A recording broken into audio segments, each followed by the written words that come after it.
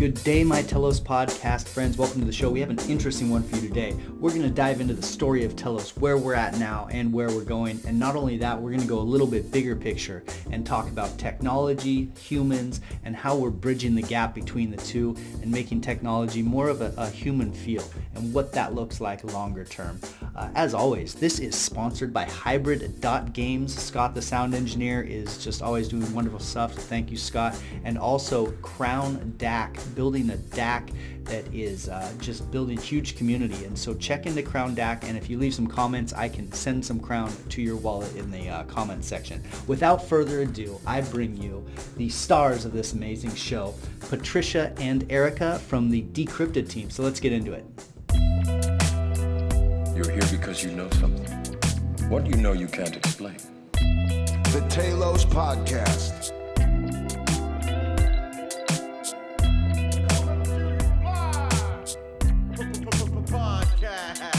You stay in Wonderland, and I show you how deep the rabbit hole goes. Welcome to the show, Patricia and Erica. And what do you think the most interesting thing going on in Telos right now is? I'll jump in and say the most interesting thing for me about Telos is I think it's one of the first networks that's probably going to transcend the blockchain crypto bubble and start to become attractive and interesting to change makers and leaders of all different discipline spaces. And hopefully there not be a requirement for deep technical knowledge to get involved in this type of purpose-driven community. To build off of that, I'm really excited by the idea of uniting around this idea of purpose.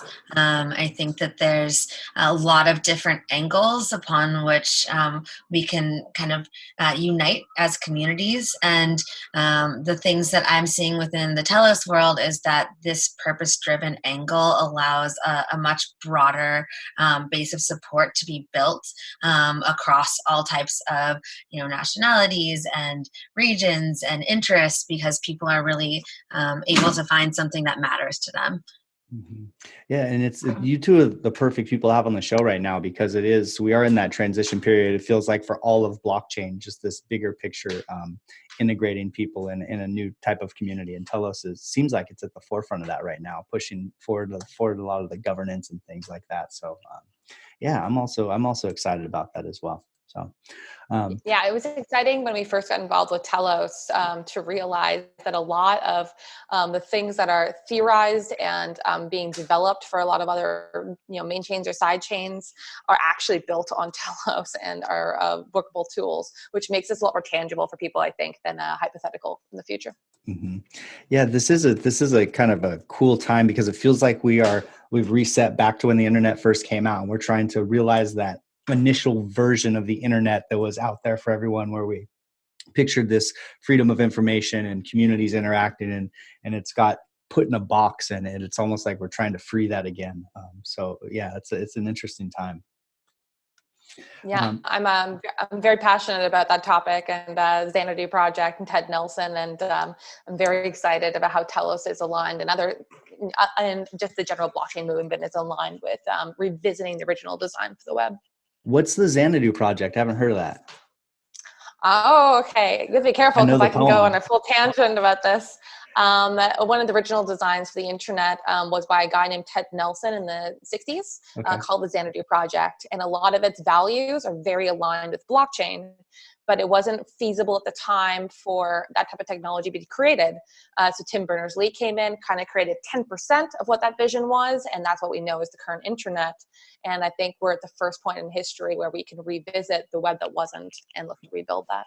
No way. What was the person's name? You said Ted Nelson. Ted Nelson. Okay, I'm getting on Google when we're done, and I'm gonna dive in a little bit, because I love that topic. That's very cool.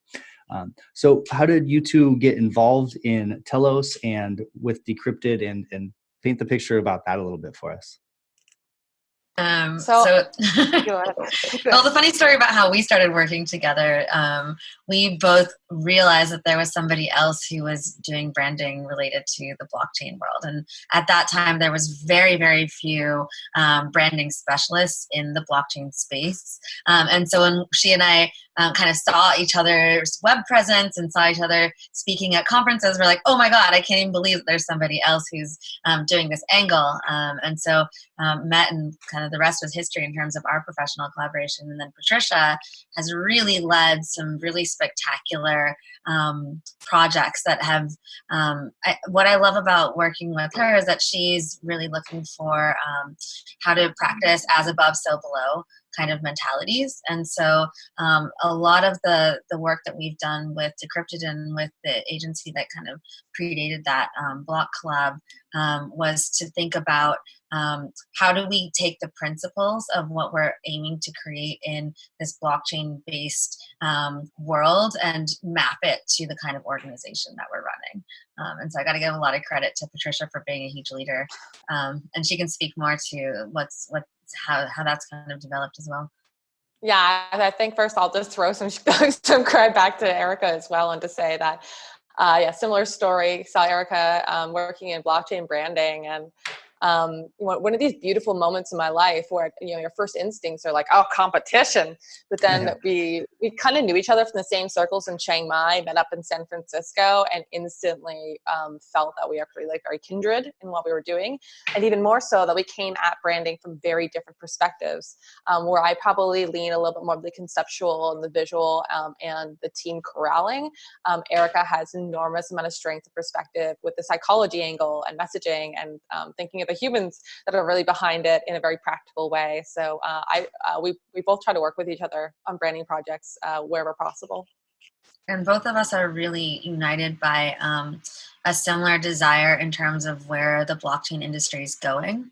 I think when we encountered, this world, at least what got me into it was that there was just a tremendous amount of inaccessible language, technical jargon, basically like a giant wall that made blockchain feel like something that the average person couldn't participate in or contribute to the conversation around. And for those of us who are a bit deeper into this world, we're able to see that this is the conversation that needs to be had across so many different communities, and to have blockchain projects have branding that felt like something that the average person couldn't actually participate in is doing a disservice to the world and to the movement that we're building. And so both of us are really passionate about thinking through how can we take this kind of technology and make it something that's accessible to people who may not self-identify as crypto people or as technical people. And so that's been one of the things that we've really worked with Telos on, and all the other projects that we've collaborated on together. Yeah, that's such a hurdle. The idea that you need some serious technical prowess to operate in the blockchain it kind of needs to be overcome with UX, but of course with branding, because a lot of people don't even want to touch it or get involved because it seems like you need to be a computer engineer or something to be a part of it. How are you addressing that in Telos with the branding? Yeah, I think that one of our tenets going into Telos was to remove as much blockchain language from the surface as possible. Mm-hmm. We, as part of our process, we delivered, we did a large discovery process with them to go really in depth to the current state and the vision that they had, then put together this large blueprint for them. And I think we used the word blockchain once in it. So that was, I'll let Erica speak to that more so because Erica's been driving the messaging to it. But one of the things on my side, also from UX perspective, is looking at the tools and current interfaces and conventions that are in the space and how fragmented those are. Mm-hmm. And how can we create a cohesive experience where the blockchain elements are behind the scenes, and how can we revisit all of the core terminology that are being introduced to people in terms of governance and work proposal systems and staking, and lower that barrier of learning up front to comprehend what the network is versus to have metaphors and other things to relate to that are familiar. Mm-hmm. I also think we have to look at where we are in the landscape and in the timeline of how blockchain has kind of been perceived by the general public. I see there having been a degree to which blockchain became a stand-in word for a much larger movement.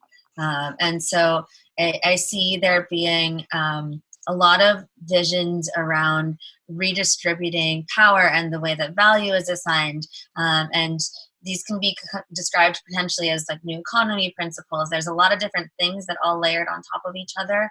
And blockchain became a convenient term to talk about this bigger vision, but is not necessarily accurate. I think it's one of the tools in the toolkit to accomplish the movement that a lot of us are working toward. But to call it blockchain makes it feel like something that you have to be able to understand technical computer systems to get behind. And so at least in the languaging side of things, what we're looking to do is to pull out what are those elements of a bigger vision that we're standing for with Telos and with other projects, and to focus and highlight those elements rather than to use the word blockchain either as a convenience or even a de facto descriptor of what's being built.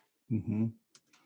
Yeah, I've got I'm part of a thing called the Natural Philosophers Club, and I was like pushing blockchain on them like a year ago. We all get and we chat about these things, and instantly when I was like hitting a wall, like no one wanted to know about it, hear about it. So I stopped talking about blockchain, but I had started talking about like the bigger principles around it, and not using blockchain at all. And all of a sudden everyone was super receptive, and like these good conversations were started, cool ideas. And it's amazing the effect that language has on communication. Like these words mean stuff to people, and they can put up a wall or take it down. And so what you are doing is immensely important for adoption or for the next step.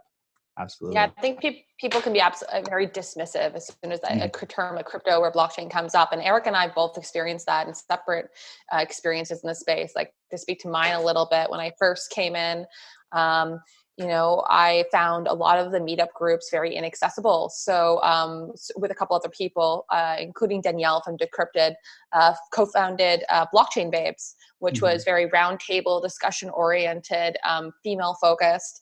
And one of the major trends that came up where no one wanted to talk about trading or technical terms. They wanted to talk about real-life use cases and where blockchain could benefit everyday people's lives. And that became a trend to the point that Eric and I even hosted conversations around this at I'm blanking on the name, but one of the EOS conferences in San Francisco last June. And we hosted, the Tulip Festival. I think there was a side conference related to BPs.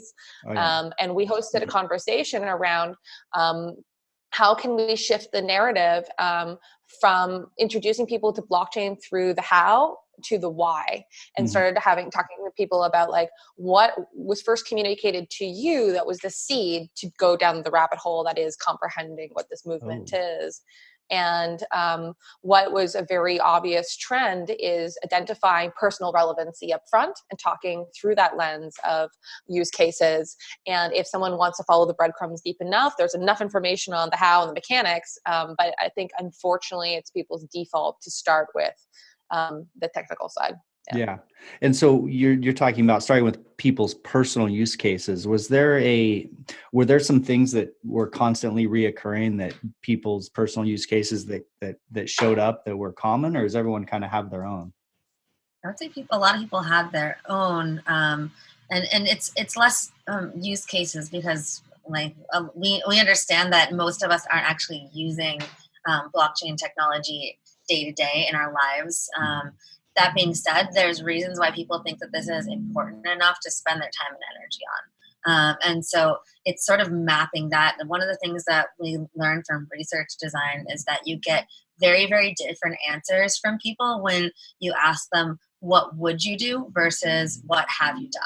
And so people actually tend to falsely report what they would do or what would motivate them when compared to the actual stories of what happened for them. And so as people who have spent a lot of time and energy dedicating ourselves to thinking through how could we forward this movement and how could we make these visions into reality, we as this community are the people with the data on what actually converts people to become passionate and interested about this movement. And so looking toward what was the individual trigger and story for each and every one of us is the best data set we can compile when it comes to looking forward and thinking, how can we persuade and motivate people who aren't yet in our ranks. Mm-hmm. And what is that story for you two, or for any other good examples that the why behind blockchain?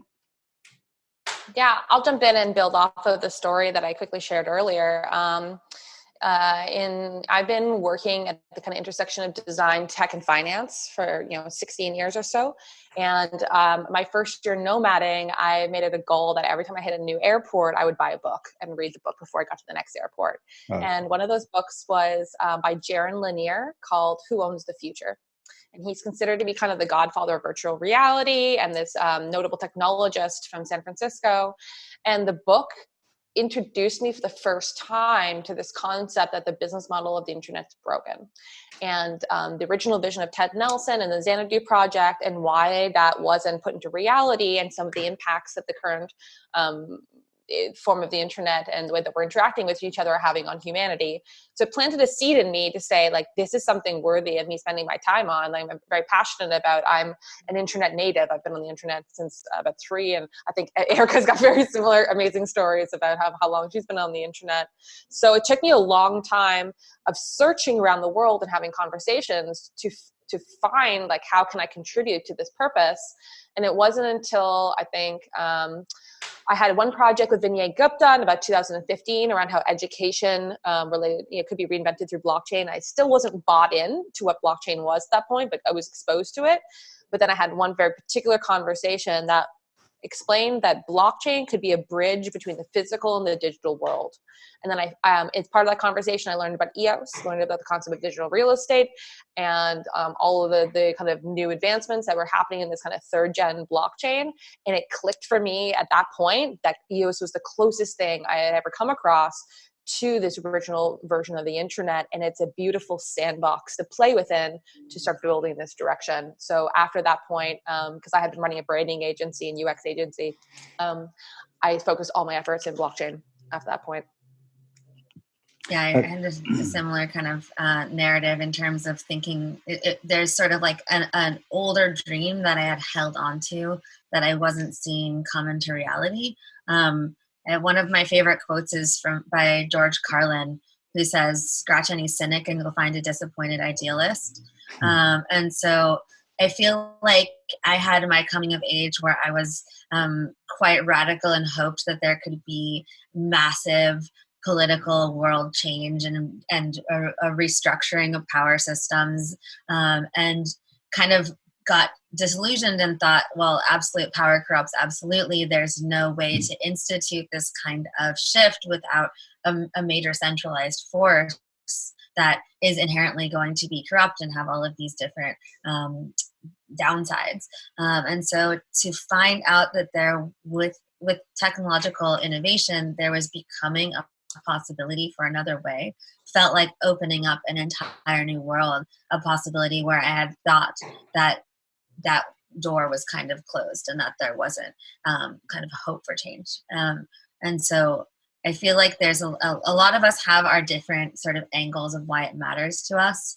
And that's what is so intriguing to me about the blockchain space, is that there are so many different arenas that this can touch on, and thereby there are so many different motivating factors for people based on what really makes you feel passionate. Yeah, but you hit on this kind of overarching theme there of something being systematically broken to some extent, or could be better, and then blockchain providing a new solution to that gives people a little bit of hope. And I think that feeling is, thinking about it, what captured me as well. Patricia talked about the internet kind of being broken or not realizing its dreams. You talked about the power structures being kind of broken, and how do we reassemble these things in a better way?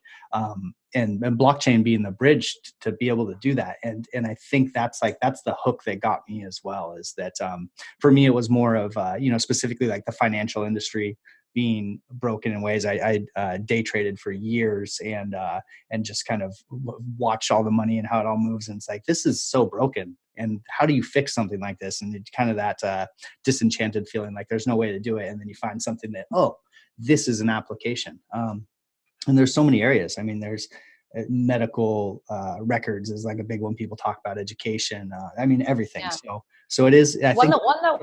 One that we're finding between us that has been a great motivator, diving even deeper into this space, is the way that we run our organization. Mm-hmm. We are a collective of different multidisciplinary people that work together on bespoke projects, and we don't really want, or it doesn't really make sense for us to have a traditional incorporation between us, because we're not going to incorporate differently for every collaborative project team that comes together. Mm-hmm. So we've been experimenting with the concept of DACs, for example, for a while. And I think that some of the best use cases in blockchain are, a problem that exists and you don't necessarily have a solution, and you're searching for it in that way. So we've been benefiting from that perspective. Yeah, and both of you, it sounds like, started with Blockcollab, and you did that together, and that has some, has some similar methodology. Is that right? Can you talk a little bit about Blockcollab and how that fits in? Yeah, I'll start by talking about Blockcollab. So when was it? Just about a year and a half ago, a couple of us started coalescing on working on a couple different projects, and we realized that we needed to have some sort of name or group presentation of saying this is who we are. And that was the name that we chose at the time. But really, it was kind of like a 6 to 8 month exercise of us revisiting, like, how do we work collaboratively in this way, navigate consensus, have open and transparent financial compensation for everyone involved. And even though we don't really promote Blockcollab, I wouldn't say it's necessarily like an active entity for us right now. Those principles and those partnerships that came from that are still very alive in different forms. Erica, you might want to add more on your perspective on that. Yeah, to me, the interesting part of what our experiment of Blockcollab revealed is that there's a major gap right now in terms of people who have skills to contribute being able to do so as independent agents, but also as a team. At this point, like most people who work in service professions either have to go it alone and sell their services as rogue individuals, which is a lot more inconvenient for the client side because they're not able to hire. They have to do a lot of management to hire all of the different piecemeal people that they need to get a job done.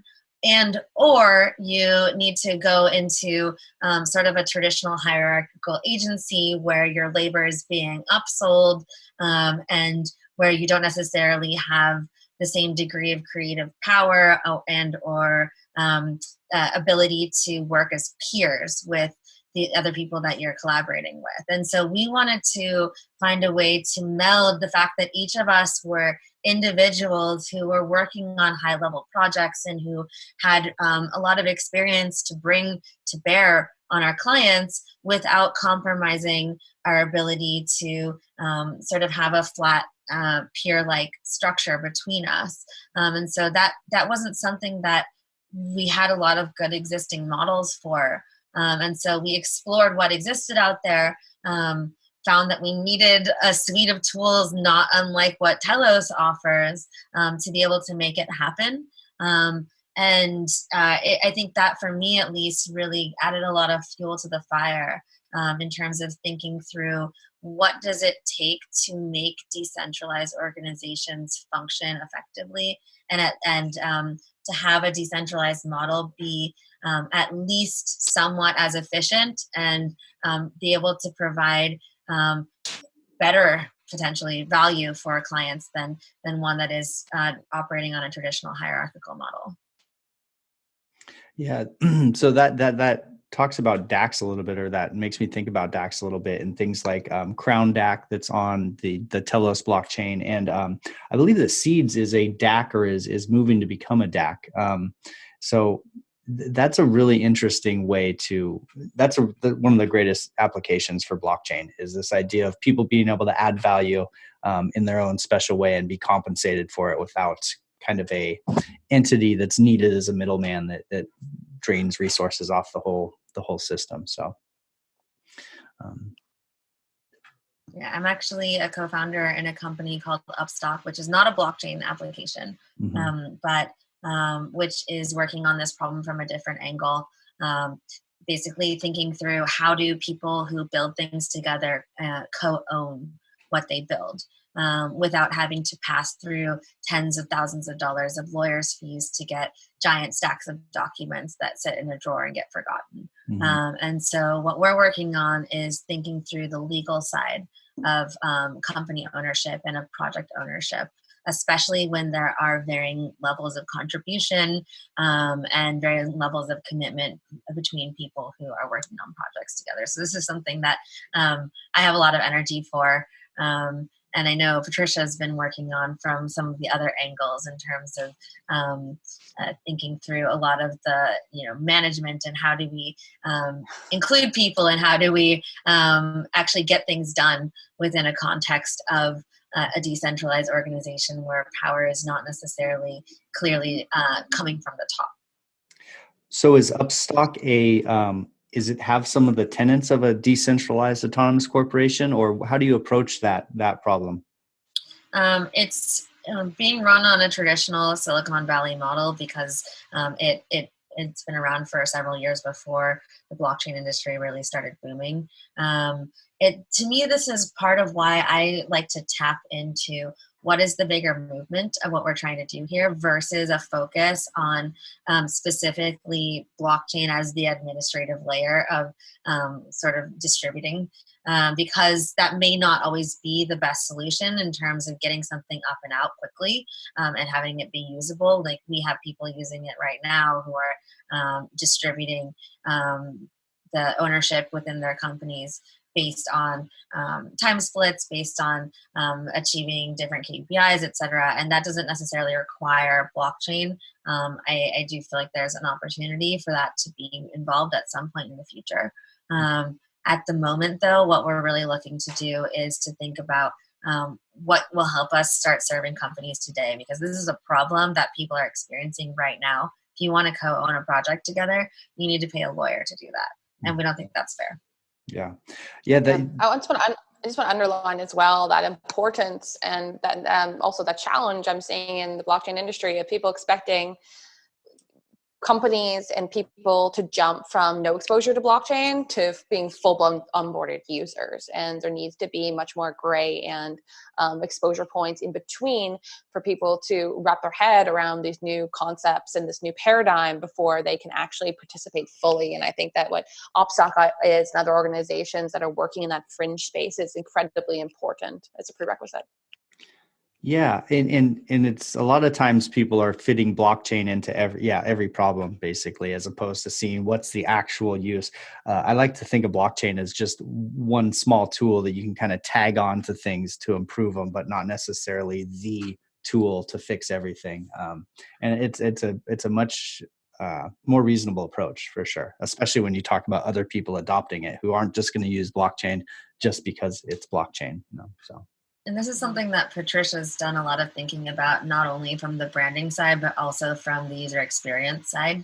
I know, at least with Chestnut and with Everipedia, two of the big pushes that you've done, Patricia, have been to make it really easy for people to start using these apps without having to go through a very complicated blockchain onboarding process. So I'm wondering if you have anything to share about that, because I know you're somebody I really respect in that realm. I'll say it's a really hard problem. As will be evident when by the time that this podcast is released, Chestnut's still not a live product. We've been working on it actively for the last year since the US hackathons, and we have a white paper that's been recently released, and we're working on final concepts for the interface. But the barriers to make this possible and as familiar and easy as any other online experience are still quite high in terms of key management and other considerations. So I'm very much just a supporter of people working in a sandbox environment and being as open and transparent as possible about their learnings along the way. That's what we're going to try to do more of. And even with Everipedia, I think that we made big strides forward so far in the platform being functional and intuitive. But I would say one of the things that we're most focused on in 2020 is how can that onboarding experience be even easier. And I think right now, any apps that require multiple third-party apps to get involved, like, for example, creating an account over here and having a wallet over here, and having those be multiple steps to have like a cohesive experience with a product is going to be a limiting factor until we can solve that problem, especially using exchanges that are separate. Yeah, not to say that I have any of those answers fully solved, but that I think what we should be moving towards is a seamless experience as much as possible, where a lot of those technical steps are obfuscated behind the scenes. Do you think that all dApps are going to kind of need to have their own wallets within the dApp for UX, just to eliminate that one of those steps?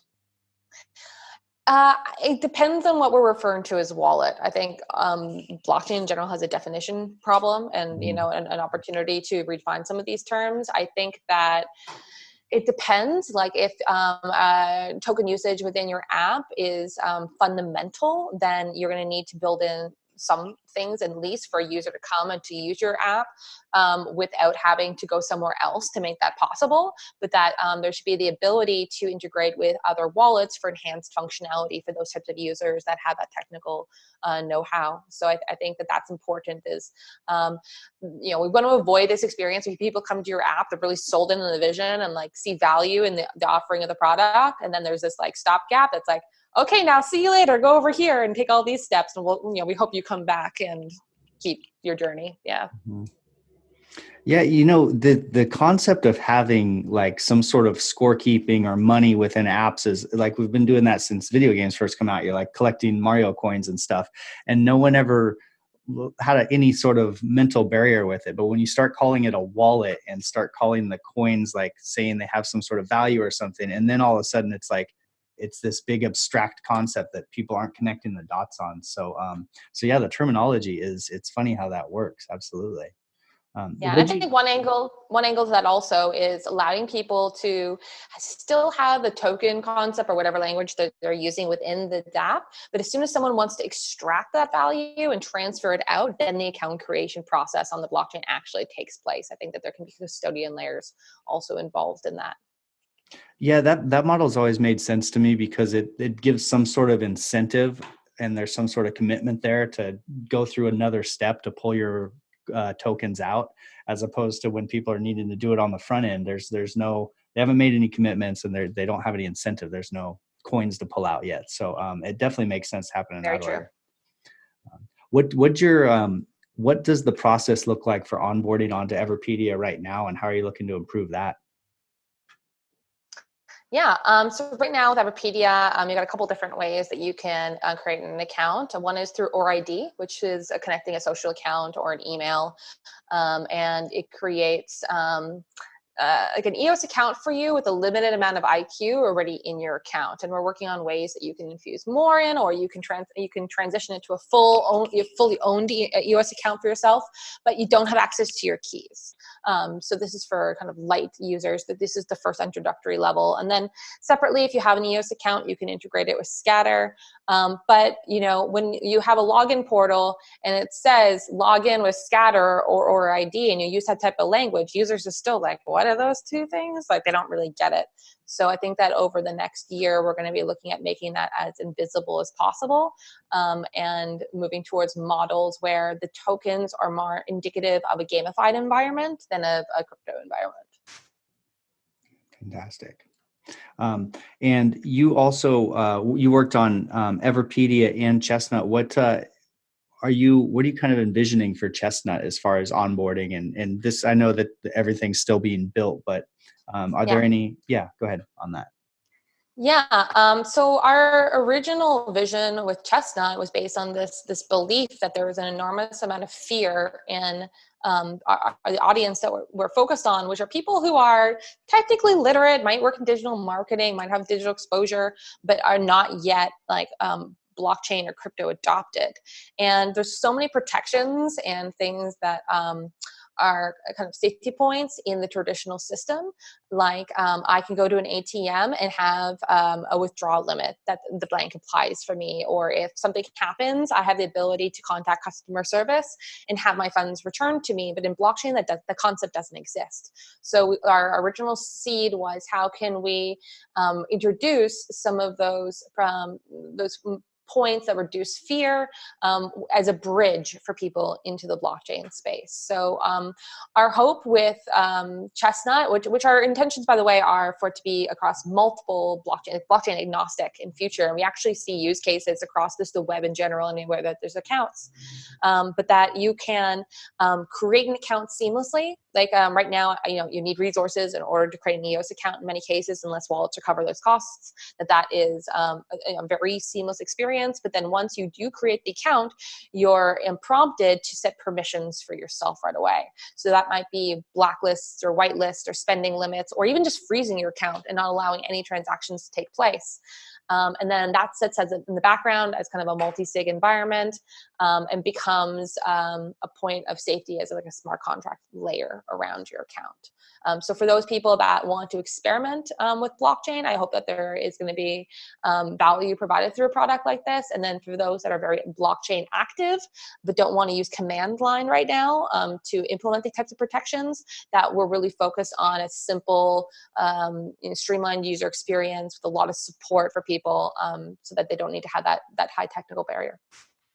Yeah, I think you're hitting on a really important point, which is that if we're talking about this technology and basically reformatting the way that money works and that the value is exchanged across the entire world, none of that is ever going to happen if what we're providing is a worse experience for people. Yeah. So like, we cannot take people's attention for granted. We cannot take it for granted that someone's going to use something just because it exists. It has to be actually a better choice for them. And to build things and then not think about what the user experience is almost a waste, because we have these amazing ideas in terms of how money could circulate and be reformatted and kind of take a new shape in our coming era. And yet there's still a gap between the goals that a lot of us have and the hard facts of how you engineer behavior change. And so unless we can use the principles about how to induce people to actually want to change their behavior and apply them to cryptocurrencies in the blockchain world, we're never going to actually achieve a lot of the goals that we're working toward. Where do you think the biggest opportunity to bring people into blockchain or get them to change their habits? Where do you see that point being? I'll jump in on that one. Yeah. Oh, after you. Sure. I think that there is an enormous opportunity to cross-pollinate knowledge from other disciplines, from people that are not working in blockchain. So as much as there's, the end goal is to get more users and more people involved in the space, I think that the first steps are going to be, how can I bring someone, like an example is we have someone named Tracy Abbott on our team, who is an organizational psychologist and an expert in collective leadership, and so relevant to blockchain industry from a different angle, but feels this barrier to work on projects because she doesn't really understand blockchain technology. So how can we create opportunities for people of all of this existing knowledge in the world to come into blockchain, understand the little that they need to relevant to their space, and then contribute value into those problem-solving conversations. So we're hoping with our types of organizations in a consulting capacity, we're being that bridge. But I think that there's a lot more opportunity in across the whole industry to softly introduce people of a lot of like thought leadership value into the space to start solving these problems alongside us. I also see a lot of naivete around the idea that extrinsic rewards are what's going to bring people into blockchain. So there's a kind of ethos within a lot of the projects that basically are leading with this idea of get paid for XYZ through cryptocurrency. And that's been a device that's been very, very central to the rollout of a lot of different blockchain projects. When you look at what actually motivates people, there's been tremendous amount of study around how extrinsic rewards actually affect people's desire to participate and contribute in things. And the more directly an action is tied to a money value, actually what that produces is less desire to undertake that action yourself. And so this is something that I feel like the blockchain industry needs a major reckoning with, which is to say that there are psychological principles about what motivates people that we're not necessarily thinking about. And when we're talking about like the gamification aspect, to me, that is one possible solution where you're contributing out of the idea that you want to contribute. And the points are kind of this fun thing that gets accumulated.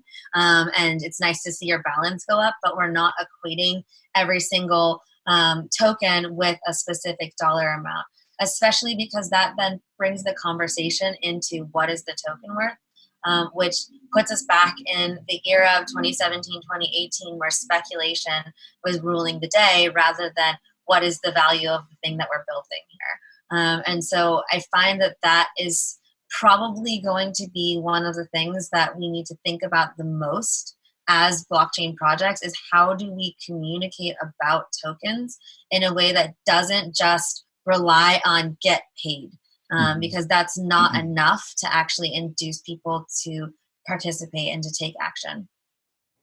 Yeah, one example that we're thinking about with Everipedia in that sense is there's so much value in a platform that is knowledge oriented like that. For me to have the value of what I know attributed back to me in the way that almost on LinkedIn you would have kind of kudos sent added to you from people in your network on certain topics that you know. What if that was verified based on your contributions to a platform like that?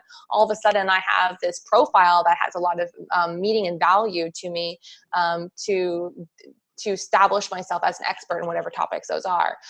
For me personally, that's a much bigger motivation to get involved in a platform like Everipedia than to make an income, if as Erica was going to say, or to earn tokens. One of the things that we've seen with that also is that it's not that people don't want score to be kept on who's getting what. The systems that they've seen to function the best typically are ones where people can trust that the score is being kept silently in the background so they can think about the score the least. And so it's not about eliminating you get this for that. It's about keeping that as a system that is people believe in, but don't have to spend a lot of mental energy tracking. Okay. And do you think that Reddit is a decent example of kind of keeping score, but how people kind of bend over backwards for karma and things like that on Reddit? That's an interesting phenomenon. Do you think that plays into your theory somehow? I would say that there's always going to be a span of people with different motivations. Mm-hmm. And so there are necessarily going to be some people who are more motivated to accrue points, and there are going to be others who are more motivated to contribute value. And so the system is going to support both. What I'm thinking about is how do we attract the broadest base of support? And to me, that is going after the people who want to contribute value more than the people who want to accrue points. Mm-hmm. Absolutely. You know, speaking of people who want to add value, I don't know, Patricia, if you're familiar with the guy who's written like 100,000 articles for Wikipedia. He's written some absurd percentage of all the Yeah. articles on Wikipedia is one dude. So anyway. Yeah, I remember he was in the news maybe last year for some reason. Yeah, I think it rings a bell. Well, we need to onboard him onto Everipedia and start getting him cranking over there. But yeah, anyway, the idea of abstracting all this, the monetary and get paid to post or those type of messages out there is brilliant, because there is a lot of everyone here who's here kind of for the money, or a lot of people who are here who were here to make the money kind of come in and go out like you see in 2017.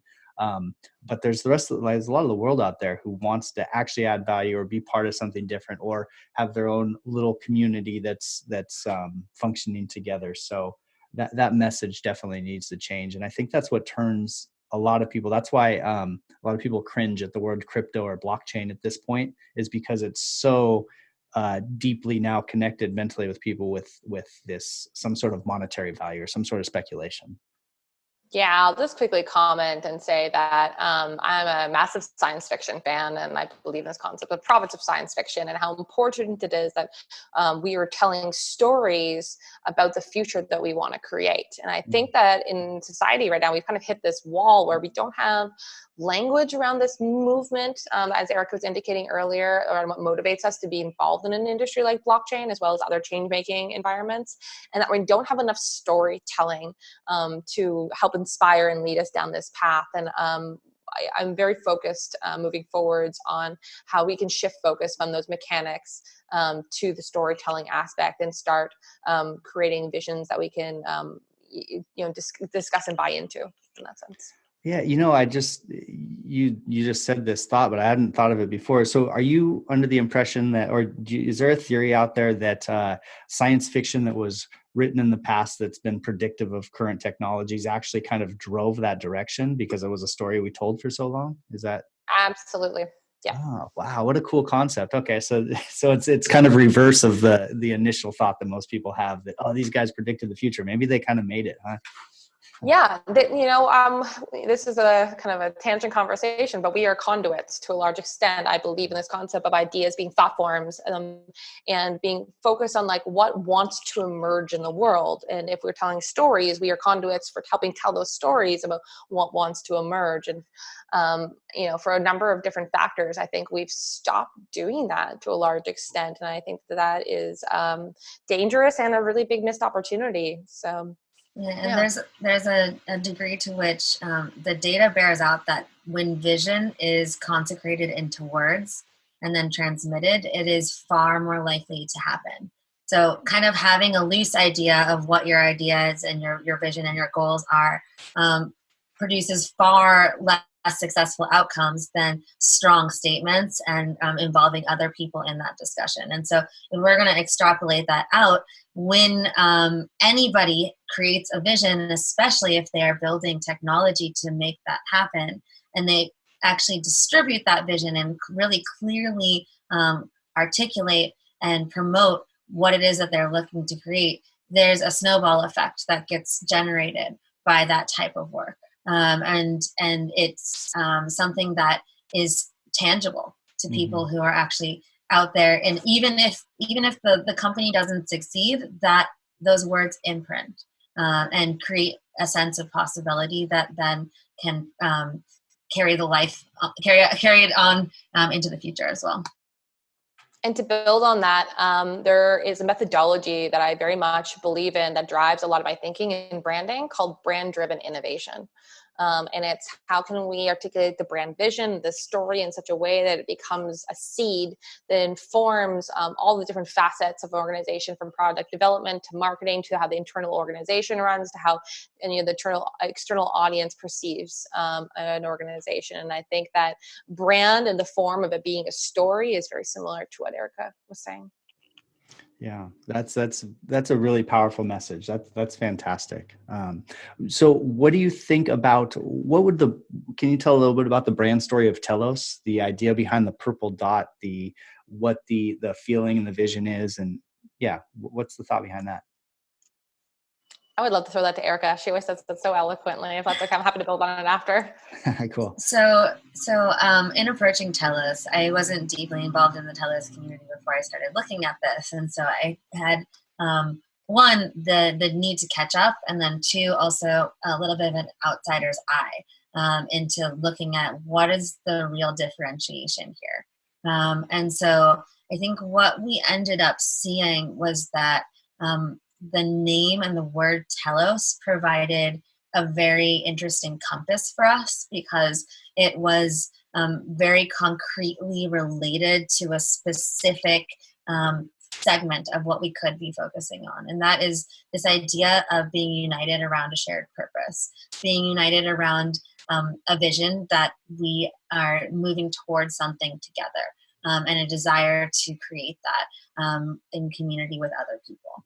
And so with Telos producing these tools for teams to create a shared vision into reality, we started thinking about the components of that, like what would be necessary to create a shared vision, what would be necessary to find the people who want to build that vision with you.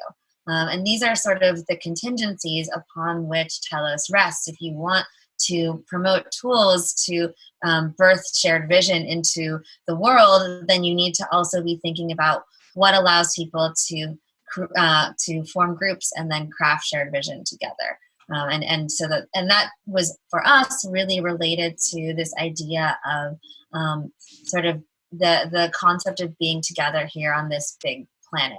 And having something that is a central shared purpose to all of us, which is the flourishing of human life.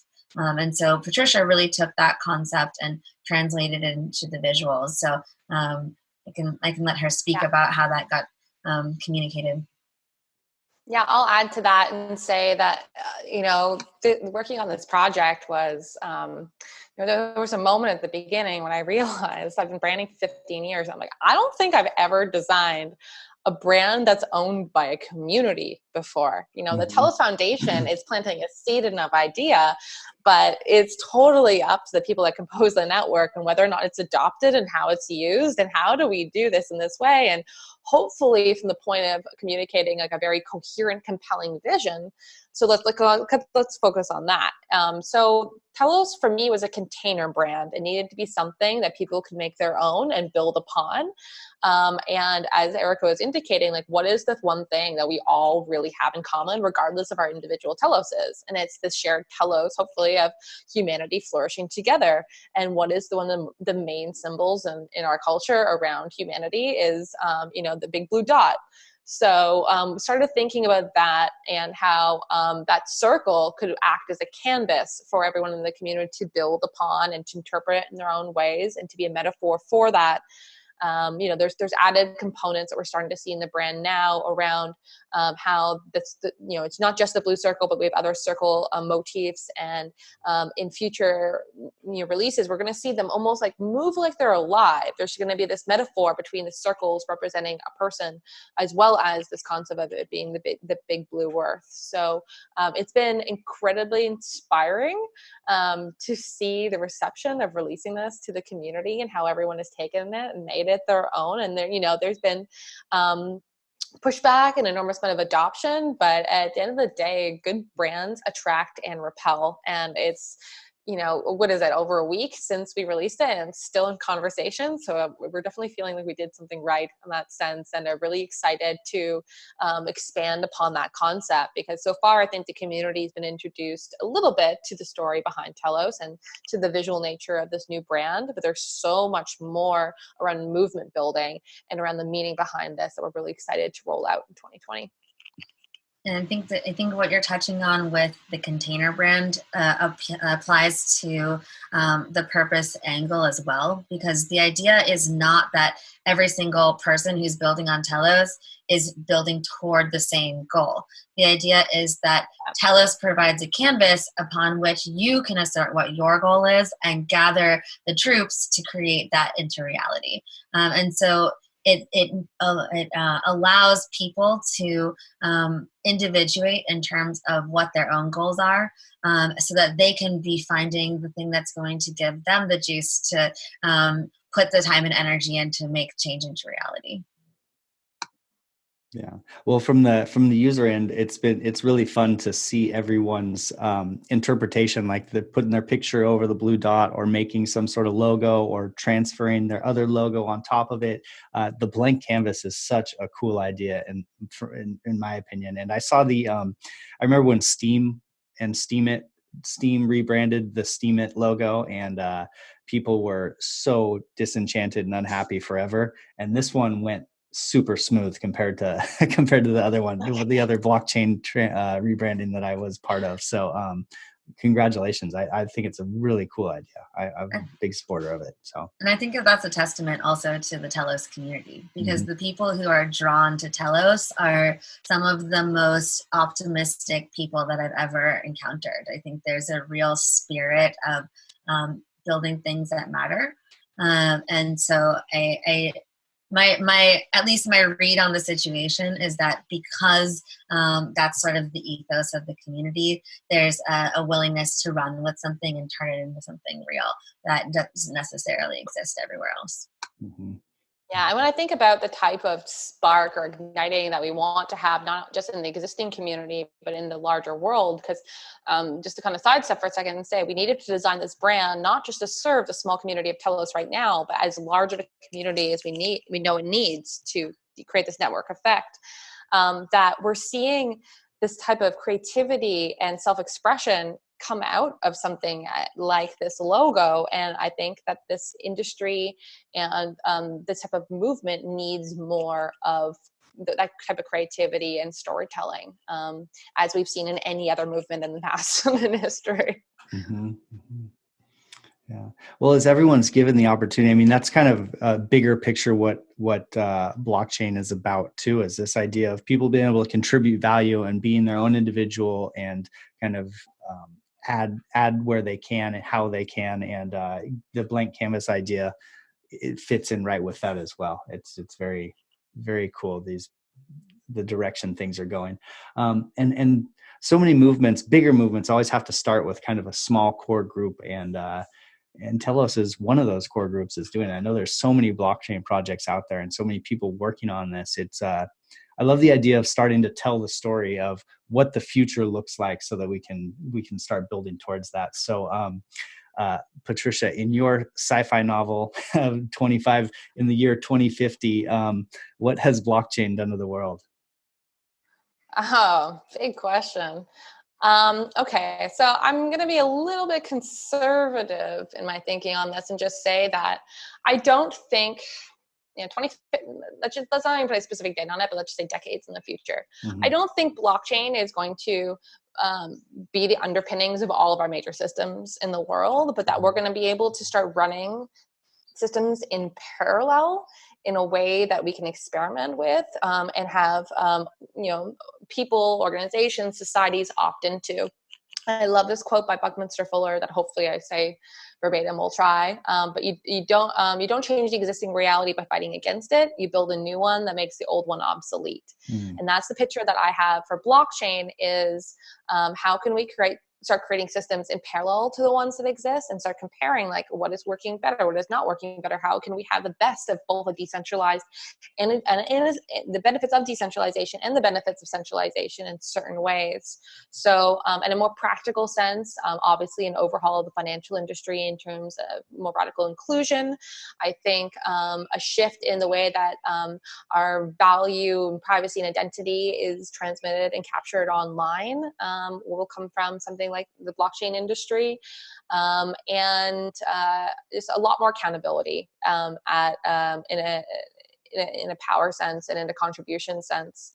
I hope that the blockchain in that kind of sci-fi future has just unleashed humanity. And actually, you know what? I'm going to go there. One of the beliefs of myself and Decrypted, and anyone who knows Brandon Quintum, who is one of our co-founders in Decrypted, is, I think that we've reached this point of post-biological evolution, and it's not about like kind of rejecting technology. It's looking how technology is going to enhance the next stage of our species evolution. And when I think of blockchain and other concepts, I start thinking of humanity moving more towards being like a beehive or a school of fish, and that's being able to operate both individually and at a collective level. And I'm most excited and passionate lately about those types of topics and how something like blockchain is going to unite us as a species while protecting that sense of individualism. Yeah. Go ahead, Erica. Ironically, as a very thorough optimist, I have a sort of, I believe in that view, but then I also see that kind of change happens. I sort of like to picture it as a sound wave. Like there's, as much as things go up in one side, they also go down commensurately on the other side. And so when I think about what's the world going to look like in the future, I think about what's the world going to look like as more and more things become digital. And I see there being both upside and downside to that. And to me, the work that we're doing as a movement within this quote unquote blockchain world, I'd love to find a better term for that, because I think blockchain is just one of the tools in the toolkit. But within this larger movement that we're working on, the goal that keeps me going and keeps me passionate about it is to say that we are necessarily going to experience downsides. And so for those of us who are thinking about how to create the most upside are going to be very, very, very needed in the future, because we can't live in a rosy Pollyanna world that we're just going to succeed with all of our goals. The things that we are going to be challenging, those types of change that we're attempting to make, are going to be very, very powerful forces as well. And so to be entering the conversation now, when it's still what could happen in the future, and we're still like, oh wow, it's only been 10 years since we realized that social media might have downsides. Like we're still super early days in terms of sort of the dystopian tech future.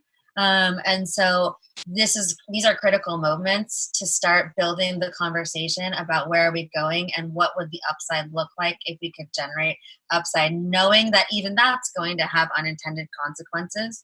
But having the brain power of the smartest people of our time on where we could be going, to me, is like the critical step at this juncture in our civilization. Yeah, I'd love to underline that from Erica, and how important it is that we realize that we're at like this critical juncture of shaping what this becomes, and then that will continue as that evolution goes on. But who is involved in those conversations really matter. The cross-section of people that are shaping this technology now are going to be very indicative of what we create in the future. And that's one of the reasons why, for example, Blockchain Babes was created. We were telling women that, the tech and science industries have been very skewed for a long time, and that it's important that we get involved now to be starting to shape these conversations and what is created, and be part of that dialogue. And I don't think that just applies to women. I think that applies to everyone that both inhabits the earth and then wants to get involved in this conversation. But most so, people that come at this problem from very different disciplinary perspectives that maybe have nothing to do with technology or design. Which is why, from a messaging perspective, it is so critical that any project that actually cares about pushing forward the narrative of where we're going as a world has language that's accessible to people who do not currently identify as the people within this movement. Because without the broad base of perspective to strengthen and make our ideas more resilient, we're not necessarily going to be able to achieve what we want to achieve. And because we're on a roll, and I'm going to go there again, if that's cool. I just finished watching the season finale of Mr. Robot. I don't know if anyone else watches it. And I'm very grateful to be part of these beautiful conscious communities. I'm actually dialing in from Bali right now. And, Erica is in San Francisco, and I've spent some time in San Francisco. But one of the things I try to keep at the forefront of my mind, both for myself and those that I work with, and that the type of impact I want to have on others, is the type of change and problem solving that we want in the world really comes first from a deeper connection to self. and looking at how our consciousness will impact the things that we produce. And I think that that's a much bigger conversation to be bridged in this industry is, and Eric talked about earlier in terms of Blockcollab, is like what place are we creating from? Yeah, I I like the idea of the human aspect. That I feel like there's a bigger movement, and a lot of it's just outside of blockchain, but back towards this human aspect, back towards more of a connection and a community, and that type of feeling. And I think a lot of people are wanting to push towards that, but don't necessarily know how.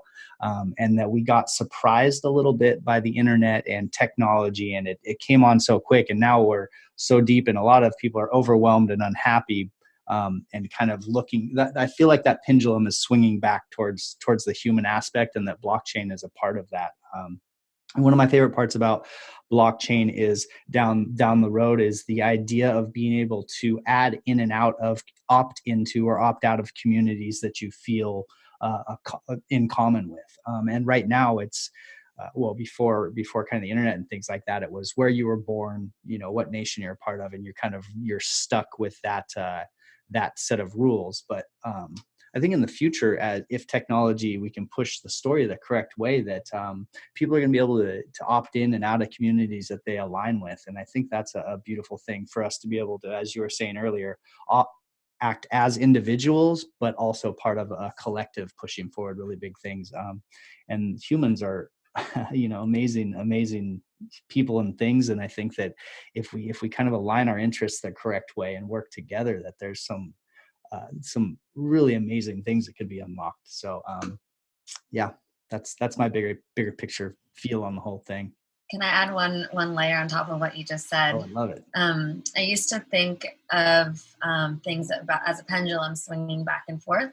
And then I was speaking one day with a game designer, and she gave me a really interesting perspective, which is that when they're designing games, they actually purposely design 3 rounds. In one round, the power is weighted in one direction. In the second round, the power is weighted in the other direction. And then the third round is all about the negotiation of power between the players to create equilibrium.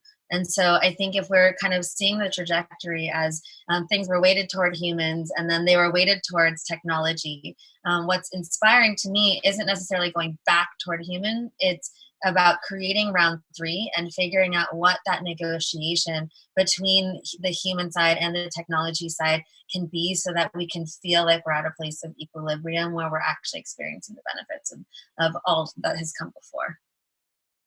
That was impressively eloquent right there. Thank you. I loved it. Thank you. Yeah. For bringing it up. Yeah, for sure.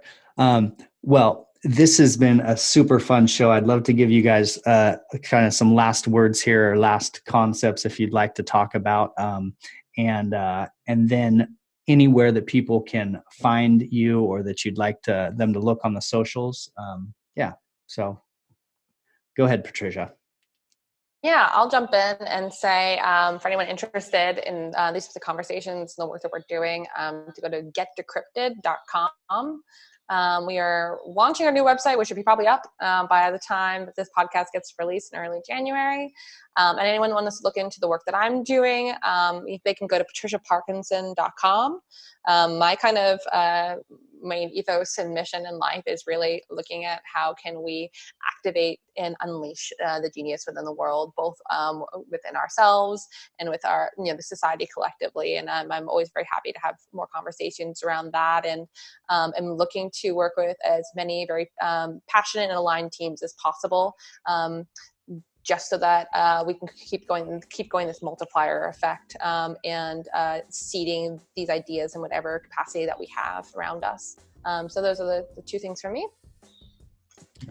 Yep. So in addition to working with Decrypted, I do my own independent consulting around brand messaging, thinking about how to shift paradigms with language and experience. And so that's something that I'm really dedicated to and passionate about.